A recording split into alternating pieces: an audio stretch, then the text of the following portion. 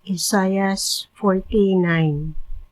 Pamati ka nako o kapuluan o patalinghog kamong mga katawhan nga tua sa layo.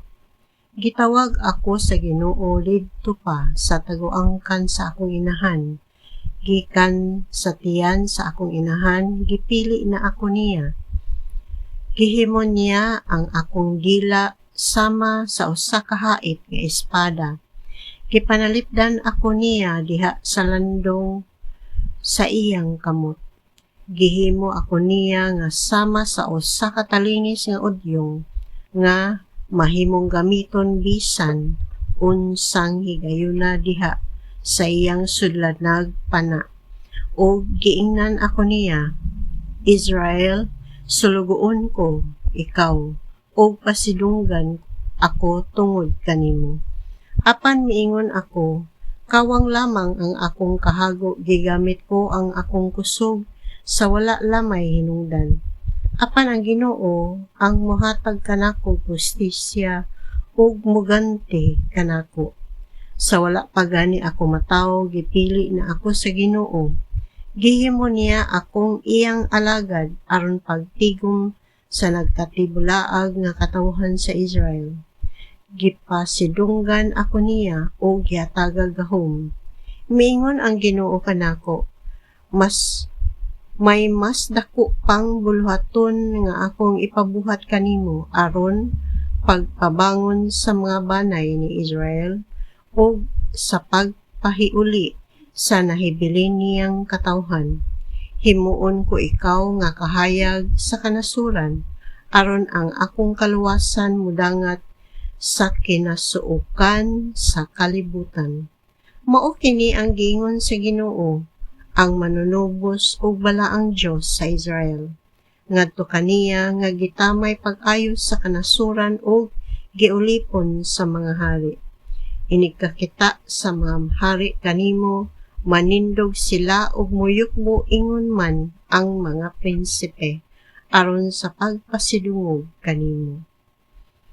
Mahitabo kini kay ang Ginoo ang balaang Dios sa Israel, maumay nagpili kanimo o mutuman siya sa iyang saad.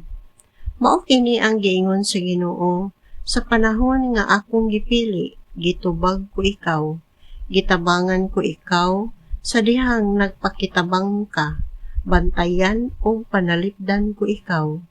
Pinaagi kanimo, maghimo ako kasabutan uban, sa tanang katawhan, ipahimutang ko ikaw didto sa imong yuta, nga karon nagmingaw na.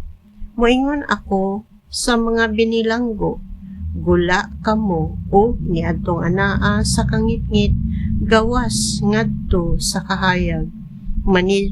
Manibsib sila daplin sa kadalanan og mahimo nga ilang sibsibanan ang hawan nga kabungturan.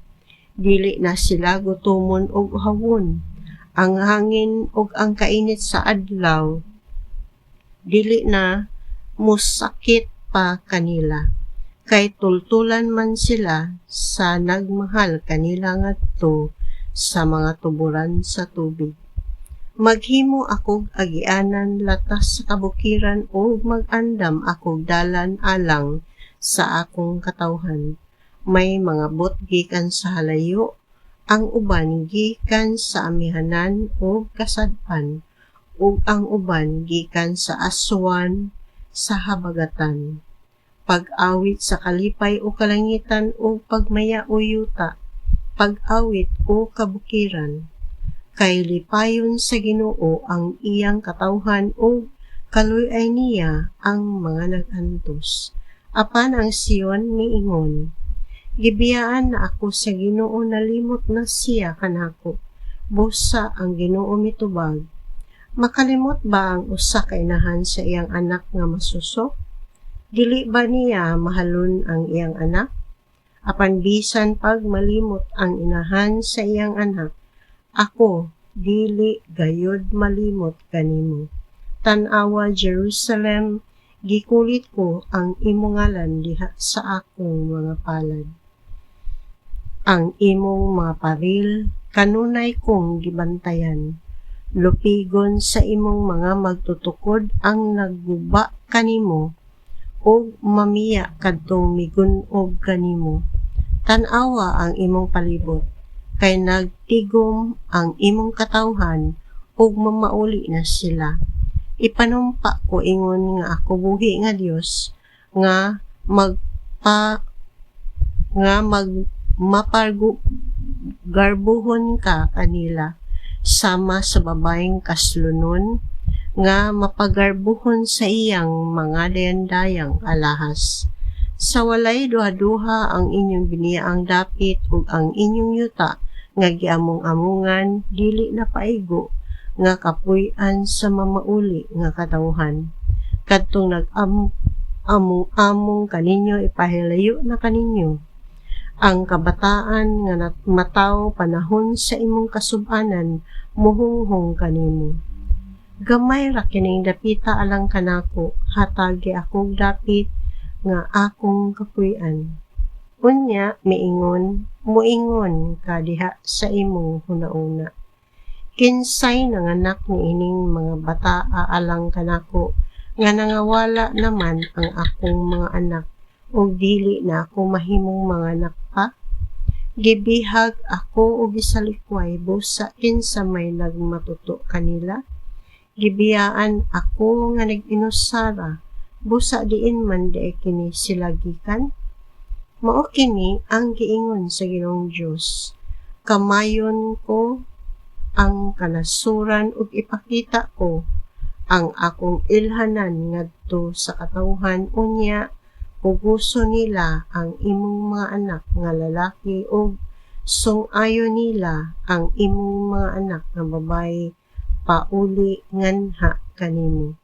Ang mga hari may sama-samahan nganha kaninyo ug ang ilang mga rayna may sama sa inyong inahan. Muyokbo sila kaninyo ug tilaan nila ang abog sa inyong tiil, unya makaila kamo nga ako mao ang Ginoo. Kadtong misalig kanako dili gayud maulawan. Makuha ba ang mga inilo gikan sa sundalo o maluwas ba ang mga dinakpan gikan sa bangis nga tawo? Nag-ingon ang Ginoo, mailo bisan pa ang mga dinakpan sa mga sundalo ug mabawi ang mga inilog sa taong bangis. Kay ako maoy makig-away ni adtong makig-away kaninyo ug luwason ko ang inyong mga anak. Ipakaon ko sa mga nagdaog-daog kaninyo ang ilang kaugalingong unod ug mga hubog sila sa ilang kaugalingong dugo sama sa bino. Unya ang tanang katawhan makaila nga ako mao ang Ginoo nga inyong manluluwas, ang inyong manunubos, ang gamhanang Dios ni Jacob.